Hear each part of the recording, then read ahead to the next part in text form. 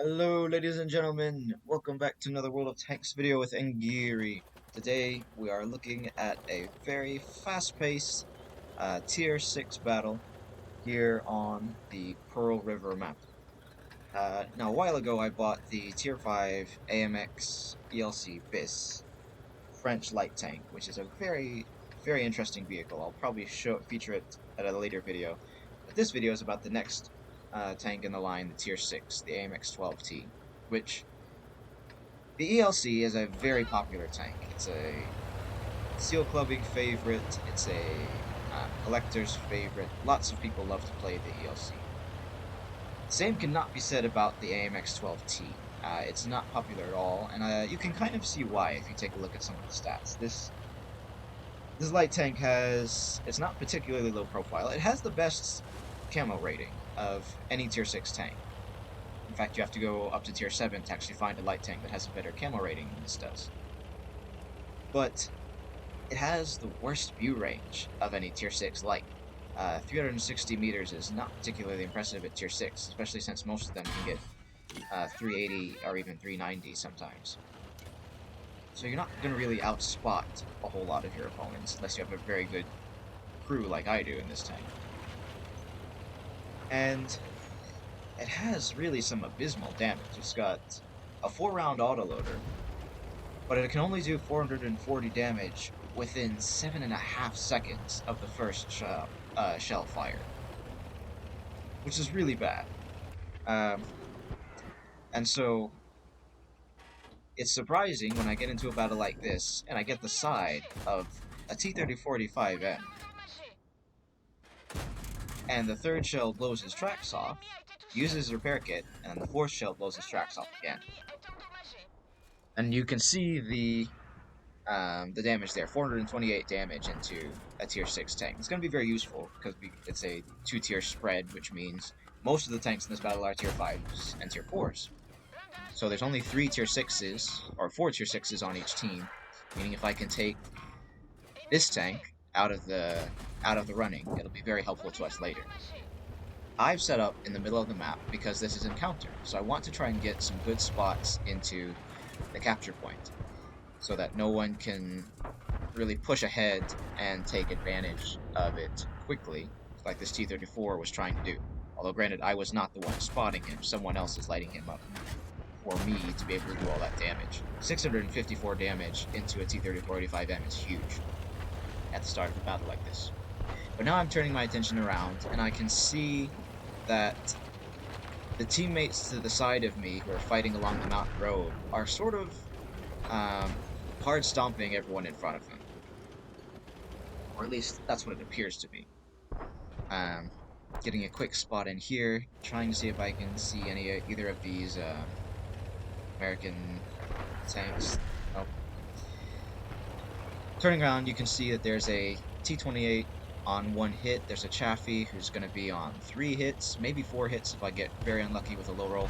And I could follow down the mountain road, but I got greedy here. I wanted to quickly take out the T-28, so I rushed through. Didn't get the kill, but that's okay.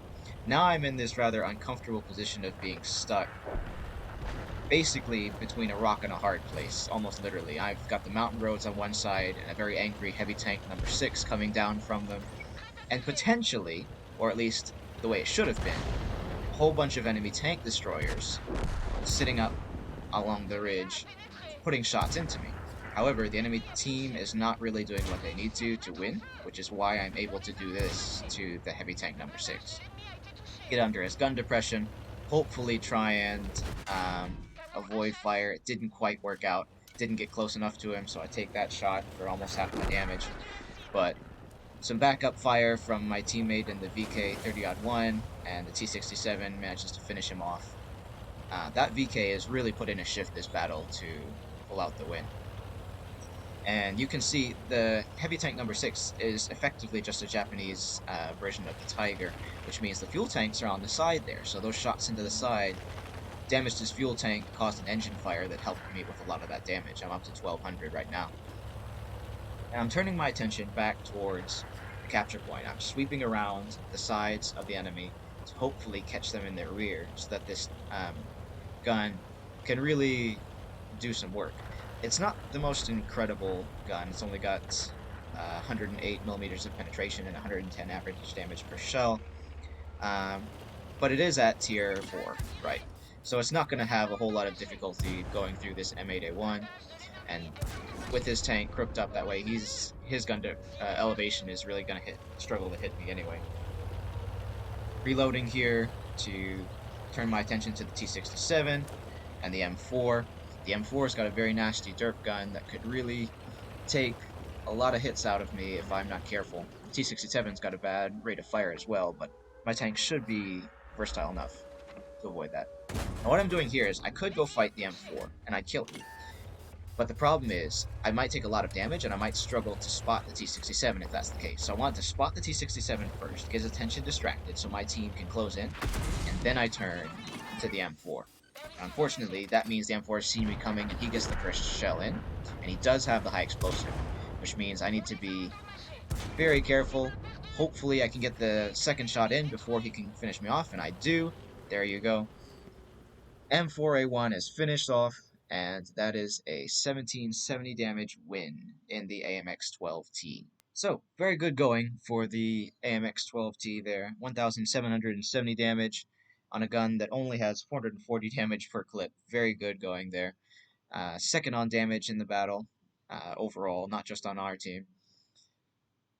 Managed to pull out a very tidy profit as well. Almost or over 100,000 credit profit gained there without a premium account, which is fantastic. Very good battle overall. If you enjoyed, please do leave a comment, let me know.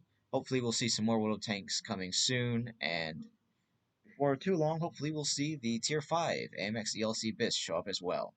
But that's all for now, guys. This has been Ngiri, signing off.